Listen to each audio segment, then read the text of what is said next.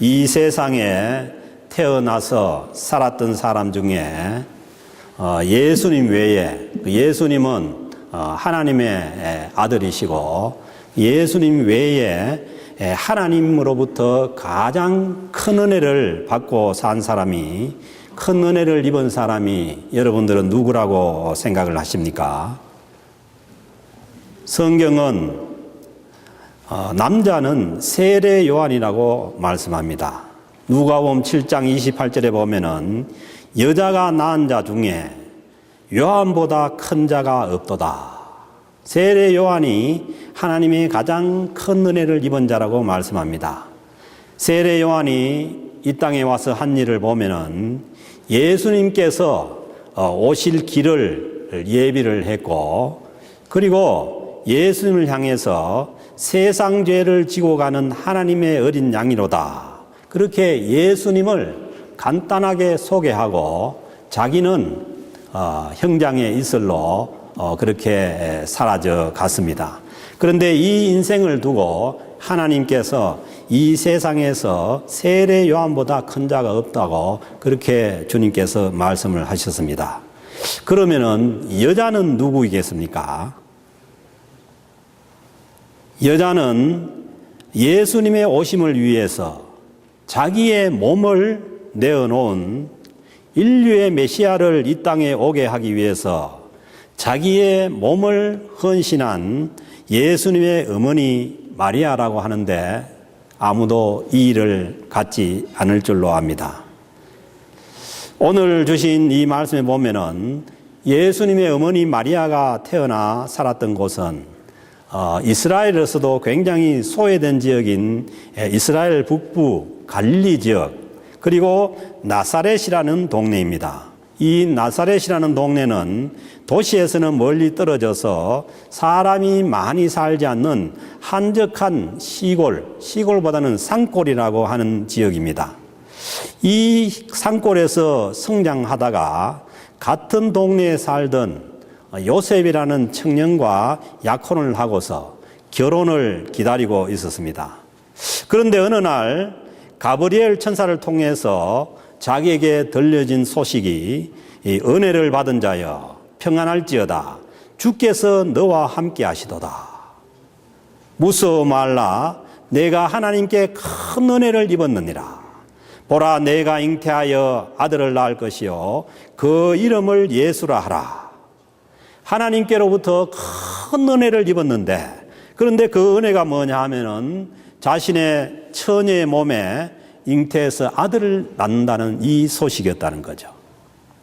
이것만큼 청천벽력과 같은 소식이 있겠습니까? 이 소식을 듣게 된 것입니다.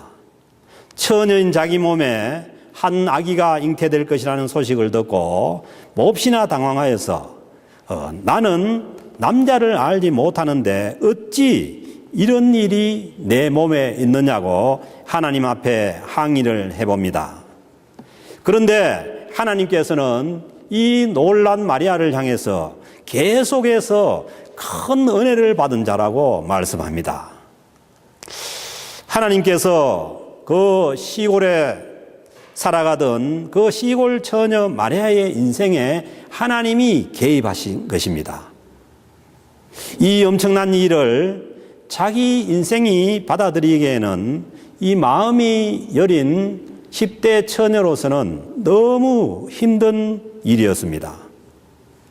그러나 천사가 알려준 그 소식을 통해서 이 일이 하나님의 일이라는 것을 알게 되었습니다. 천사가 대답하여 이르되 성령이 내게 임하시고 지극히 높으신 이의 능력이 너를 덮으시리니 이러므로 나실 바 거룩한 이는 하나님의 아들이라 일컬어지리라. 처녀인 자기 몸에서 나실 그 아이가 하나님의 아들이라고 일컬어질 것이라는 그 소식을 듣게 됩니다. 자기가 잉태한 아기가 하나님의 아들로서 이 땅에 메시아로 온다는 것을 알게 된 것입니다. 이 일로 인해서 조용한 시골에서 그냥 요셉과 결혼해서 평온한 결혼 생활을 꿈꿨던 그녀의 꿈이 하루아침에 사라지게 되었습니다. 인류를 구원하실 메시아가 이 땅에 오는데 자기의 몸을 내어놓아야 했습니다. 자신의 몸을 내어놓는 헌신이 필요했습니다. 헌신이라는 것은 글자 그대로 몸을 드리는 거 아닙니까? 몸을 내어놓는 것이 헌신입니다. 지금도 하나님은 하나님의 일을 하시기 위해서 우리의 몸을 빌려서 하나님의 일을 하십니다. 오늘날도 주님의 일이 이루어져 가기 위해서는 우리의 몸을 내어놓는 헌신이 필요합니다. 내 몸을 사용하는 시간을 내어놓아야 하고 내 몸을 들여서 사용함으로써 얻어진 물질을 내어놓아야 하고 내 몸을 내어놓지 않고는 하나님의 일이 이루어져 갈 수가 없습니다. 무성한 말과 생각만으로는 하나님의 일이 이 땅에 이루어질 수가 없습니다. 그러기에 마리아는 그 천사의 그 하나님의 요구에 대해서 주의 여종이오니 말씀대로 내게 이루어지이다. 하나님의 말씀대로 내 몸에 그것이 이루어지다고 하고 자기의 몸을 하나님 앞에 내어놓고 그 하나님의 일을 받아들이게 되는 것입니다. 하나님은 자신의 일을 이 땅에 이루기 위해서 우리 인간들의 헌신을 필요로 합니다.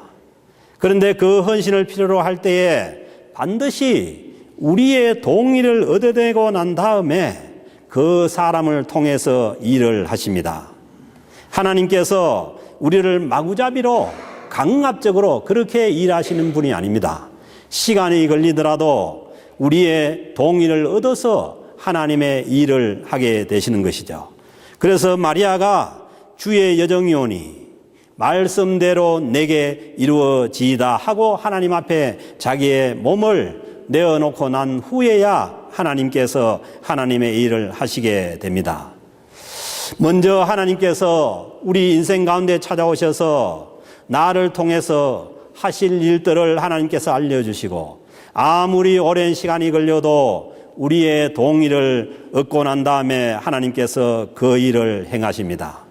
자기 몸을 통해서 인류의 메시아가 이 땅에 오시는 이 큰 은혜를 받은 마리아가 하나님을 향해서 드린 찬송이 오늘 본문에 나온 찬송입니다.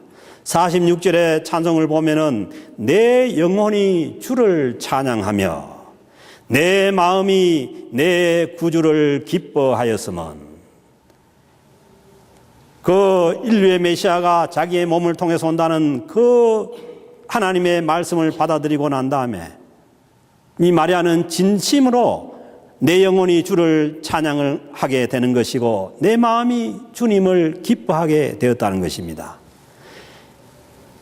그러므로 우리는 우리의 헌신 없이 진심으로 주님을 찬양할 수가 없는 것이고 우리의 헌신 없이 내가 주님을 기뻐할 수가 없는 것이죠. 이어지는 찬송이 그의 여종의 비천함을 돌아보셨습니다. 자기의 비천함을 하나님께서 돌아보셨다는 거죠. 그 결과 자기에게 자기 몸을 드리는 그 헌신을 하나님께서 요구를 하셨고 거기에 응답할 수가 있었다는 것입니다.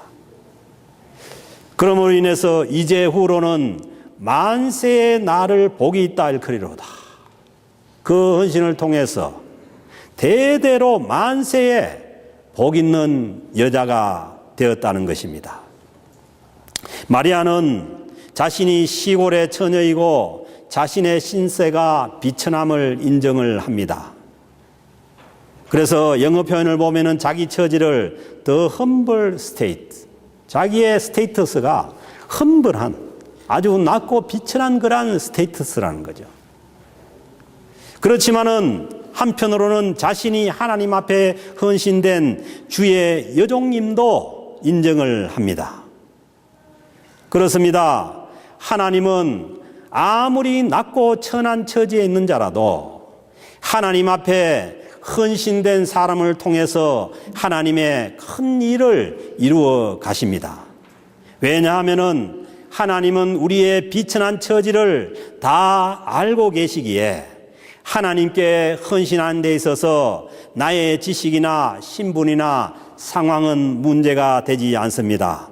하나님께서 이 모든 것을 다 아시고도 우리의 헌신을 받으시는 분이기 때문입니다. 우리가 잘 아는 20세기의 성자라고 하는 마더 테레사 수녀는 저기 우리가 잘 알지 못하는 그 알바니아 사람입니다. 그 사람이 마게도냐의 작은 마을 스코페에서 태어나서 9살에 아버지가 돌아가시고 18살 때 10대 후반에 수녀로 자원을 해서 자기가 인도로 가게 됩니다. 인도에 가서 사랑의 성교회라는 성교회를 설립하고 평생을 인도에 있는 캘커타 빈민들을 위해서 자기 자신을 바칩니다. 비록 18세의 연약한 몸으로 시작한 그 일이었지만은 하나님 앞에 자신의 몸을 헌신할 때에 빈민들을 위해서 20세기에 가장 큰 일을 할 수가 있었고 20세기의 최고의 성자로 추앙을 받게 되었습니다. 처녀의 몸으로 그 빈민들과 함께한 삶이 쉽기만 했겠습니까? 얼마나 힘들고 어려웠겠습니까? 그러나 그 일이 분명히 하나님의 일이기에 자기 인생을 거기에 내어놓을 수가 있었던 것입니다. 예수 그리스도가 이 땅에 오시기 위해서 자기 몸을 내어놓은 그 마리아는 그 인생이 어떻습니까? 우선 처녀의 몸으로 임신을 했을 때에 많은 사람의 따가운 눈총을 견뎌야 했고, 그리고 해산이 되었을 때 방이 없어서 마구간에 아기를 낳아서 이불이 없어서 보자기에다가 아기를 사서 말 구유에 놓아둬야 하는 그 엄마로서의 그 심정이 어떠했습니까? 얼마나 눈물겨운 상황을 겪습니까? 아이가 2살 되기까지 헤롯의 박해를 피해서 그 아이의 목숨을 부지하기 위해서 남의 나라인 애굽 땅으로 피난을 갔어야 했고, 그런데 이 아이가 점점 자라가면서도 하는 일들이 이상했습니다. 눈만 뜨면은 성경책을 들고 그냥 성전에 가서 있고, 이 세상에서는 마치 부적응자처럼 그렇게 아이가 자라났습니다. 그래서 12살 때에 아이를 찾다가 성전에 가 있는 아이를 찾아서 부모가 묻습니다. 그때에 그 아이 대답이 내가 내 아버지 집에 있어야 할 줄을 알지 못하나이까 하고 참 이상한 대답을 합니다. 그러고 난 다음에도 취직할 생각도 안 하고 무슨 직업을 가질 생각도 안 하고 결혼을 할 생각도 안 하고 30세가 되기까지 그때 30세면은 지금의 50세가 넘습니다. 그때까지 아무 일도 하지 않고 그냥 백수로 집과 그냥 성전에만 오갔습니다. 그러다가 갑자기 어느 날 세리나 창녀 같은 죄인들과 어울려서 집을 나가버립니다. 어쩌다가 고향에 와서 만나기라도 하면은 자기 육신의 어머니인 자기를 보고서 여자여 하고 부릅니다. 이 참 이상합니다. 그래서 그 동네 사람들이 정신이 나가버렸다고 그렇게 생각할 정도로 이상하게 행동을 합니다. 이런 아들의 모습을 보는 그 어머니의 심정이 어떠했겠습니까? 그러다가 어느 노숙자처럼 이리저리 그냥 전전하다가 어느 날 이 마리아가 자기 몸으로 난 아들이 비참하게 십자가에 달려 죽는다는 소식을 듣게 됩니다. 자기가 몸으로 난 아들이기에 그 비참한 현장으로 달려갔습니다. 비참하게 십자가에 달려 죽어가는 그 아들을 바라보는데 그 아들이 끝까지 자기를 향해서 어머니라는 말 한마디 해주지 않고 그저 옆에 서 있는 요한을 보고 여자여 보소서 아들이니다. 그렇게 얘기하고는 비참하게 십자가에 죽어갑니다. 여러분들 생각은 어떻습니까? 이런 아들을 낳은 이 여인의 생애가 과연 복된 생애라고 할 수가 있겠습니까? 여러분들이 생각하는 여인의 복된 생애는 과연 어떤 것입니까? 우리가 이 세상에서 생각하는 복된 여인의 생애와는 너무 다르지 않습니까?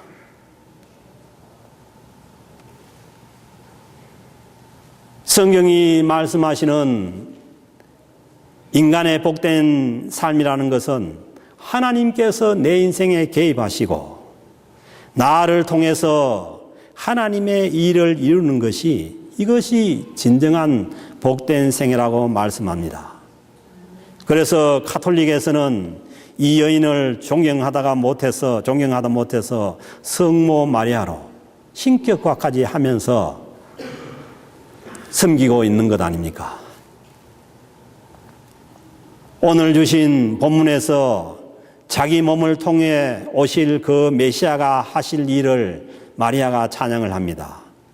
마음의 생각이 교만한 자를 흩으시고 권세 있는 자를 내리고 비천한 자를 높이며 줄이는 자를 좋은 것으로 배불리셨으며 부자는 빈손으로 보내시는 만인이 공평한 하나님의 나라를 세우실 것을 이 메시아를 통해서 세워지는 하나님 나라를 찬양을 합니다. 인간의 교만과 권세와 물질의 많고 적음이 힘을 잃어버리는 완전히 공의로운 하나님의 나라를 세우실 그 예수 그리스도를 찬송한 것입니다. 사랑하는 성도 여러분, 예수님의 육신을 자기 몸 안에 품은 마리아의 생애는 인류의 메시아로 오신 하나님의 아들이신 예수 그리스도의 육신을 자기 몸 안에 품은 그 마리아의 생애는 꽃길을 걸어가는 그런 화려한 인생이 아니었습니다. 모든 것이 자기 마음먹은 대로 되는 편안한 인생도 아니었습니다. 여러분이 잘 아시는 것처럼 이 지체장애자로서 이 복음성가 가사를 많이 쓴 송명희 시인을 여러분들이 잘 알지 않습니까? 그래서 저는 이 송명희 시인이 제가 직접 보기도 했는데 말을 못해요. 옆에 사람이 엄마가 그 얘기를 듣고 전달해야만 다른 사람에게 의사가 전달됩니다. 온 몸은 비비 꼬여서 완전히 지체 부자이죠. 근데 그 송명희 시인이 그 자기가 깨달은 하나님의 은혜를 그 찬송하는 그런 시에 곡을 붙여서 우리가 가슬페송으로 부르는데 저는 이 시인이 정말 자기의 인생을 하나님 안에서 깨달은 자라고 그렇게 생각을 합니다. 제가 노래를 잘 부르면 이걸 노래를 부르면 좋은데 여러분들이 인상이 별로 안 좋은 것 같아요. 그러니까 제가 그냥 가사만 말씀드릴게요. 나 가진 재물 없으나 나 남이 가진 지식 없으나 나 남에게 있는 건강 있지 않으니 나 남이 못 본 것을 보았고 자기가 가지지 못한 것 때문에 남이 못 본 것을 보았다는 것이죠. 나 남이 듣지 못한 음성 들었고 나 남이 받지 못한 사랑 받았고 자기에게 없는 것 때문에 남이 듣지 못한 음성을 들을 수 있었고 남이 받지 못한 사랑을 받을 수 있었고 남이 모르는 것 깨달았네. 그리고 찬송하는 이 가사가 공평하신 하나님이 여기에서 공평하신 하나님이 나옵니다.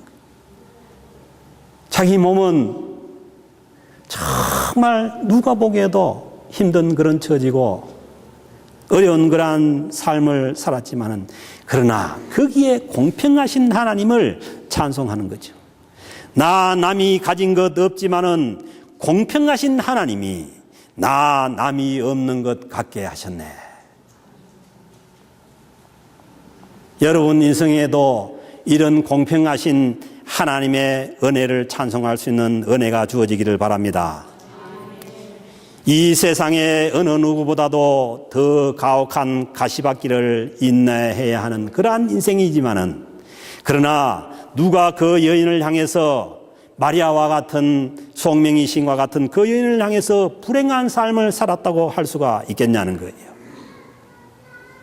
그래서 오늘 이 마리아는 만세에 나를 복이 있다 일컬이로다.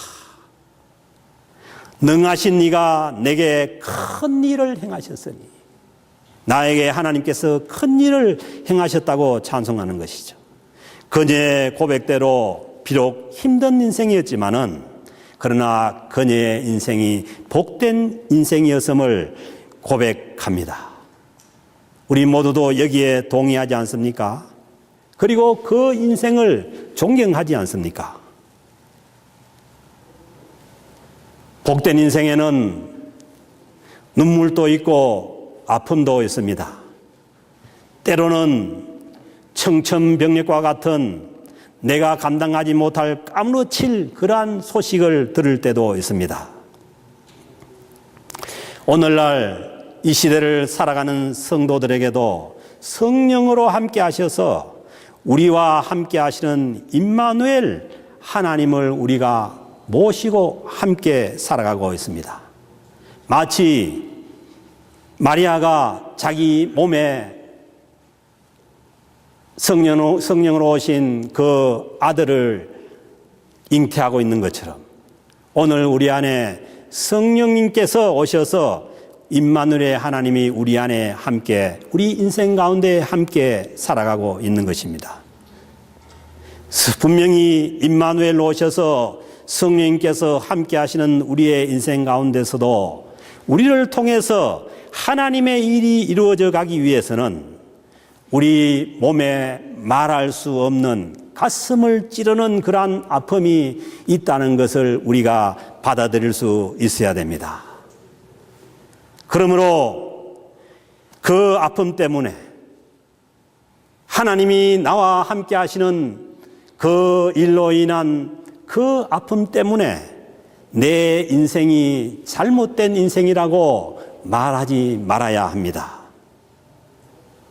내 몸을 주님의 일을 위해서 내어놓는 그 헌신 때문에, 나에게 주어지는 인내와 아픔 때문에 내 인생을 불행한 인생이라고 말하지 말아야 됩니다.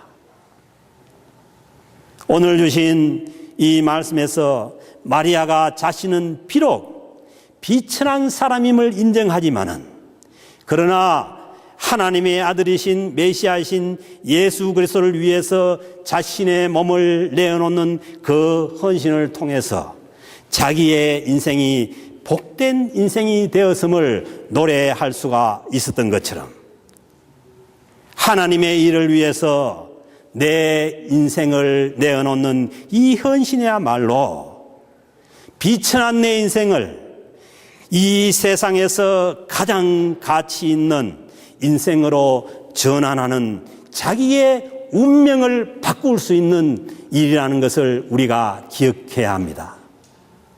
하나님 안에서 비천한 내 인생의 운명을 바꿀 수 있는 길은 하나님의 일에 자기 몸을 내어놓는 헌신을 통해서 가능합니다. 사랑하는 성도 여러분, 내 인생에 오늘 또 함께 하시는 임마누엘로 오셔서 우리와 함께 하시는 이 하나님으로 인해서 내 인생이 어렵고 힘든 처지에 있을지라도, 내 몸이 힘들고 어렵더라도 우리는 내 몸을 내어놓지 않고는, 내 몸을 통하지 않고는 하나님의 일을 감당할 수가 없습니다. 하다못해 성가대 일을 하더라도 몸이 여기 있어야 되는 것이지, 우리가 예배를 드리기 위해서도 내 몸이 여기에 있어야 예배가 되는 것이지, 우리의 생각과 관념과 말로만으로는 하나님의 일을 해 나갈 수가 없습니다. 사랑하는 성도 여러분, 하나님께서 우리에게 이 몸의 육체를 주신 것은, 이 육체를 통해서, 건강한 이 육체를 통해서 하나님의 일을 감당하라는 그러한 뜻이 우리 육체 속에, 우리 몸에 주어진 그러한 사명입니다. 사랑하는 성도 여러분, 우리의 몸을 나를 위해서 사용해봐야 남는 것이 없습니다. 우리의 몸은 다 썩어질 것을 향해서 가고 있기 때문입니다. 그러나 마리아처럼 하나님의 일을 위해서 내 몸을 드렸을 때, 헌신했을 때, 마리아가 찬송한 것처럼 대대에 내 인생이 복된 인생이라는 것을 내 인생을 향해서, 내가 내 인생을 향해서 고백할 수 있는 그러한 믿음의 세계로 들어갈 수 있기를 바랍니다. 대강절 세 번째 주간에 임마누엘로 오셔서 나와 함께 하시는 그 하나님을 내 인생의 헌신을 통해서 몸으로 주님을 찬송할 수 있는 그 은혜가 저와 여러분들에게 있어지기를 주님의 이름으로 축복합니다.